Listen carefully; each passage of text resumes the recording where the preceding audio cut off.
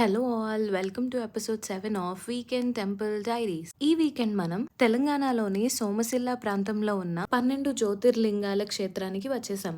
నగర్ కర్నూలు జిల్లాలో కృష్ణా నదీ తీరాన ఈ పవిత్ర క్షేత్రం ఉంది. భారతదేశంలోని 12 జ్యోతిర్లింగాల ప్రతిరూపాలని ఒకే చోట ప్రతిష్ఠించారు.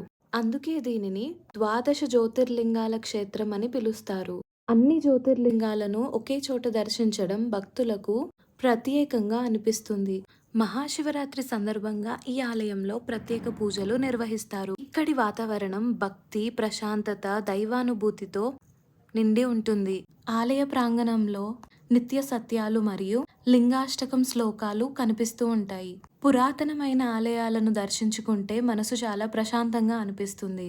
శివభక్తులు తప్పకుండా సందర్శించాల్సిన క్షేత్రం ఇది. ఒకే యాత్రలో ద్వాదశ జ్యోతిర్లింగాలను దర్శించుకోవడం ఈ ఆలయం ప్రత్యేకత. మీరు ఈ టెంపుల్ ని విజిట్ చేస్తే కామెంట్స్ లో హరహర మహాదేవ అని టైప్ చేయండి. కార్తీక మాసంలో ఇక్కడికి వచ్చిన భక్తులు ఉసిరి దీపాలు మరియు వత్తులు వెలిగించుకుంటారు. సో ఇదే ఈ రోజుటి వీకెండ్ టెంపుల్ డైరీస్. వీకెండ్ అంటే ఎంజాయ్మెంటే కాదు, ఆలయాన్ని దర్శించుకోవడం కూడా. సో స్టే ట్యూన్ ఫర్ మరో వారం మరో ఆలయం. Please do like, share and subscribe to my channel for more videos. Bye.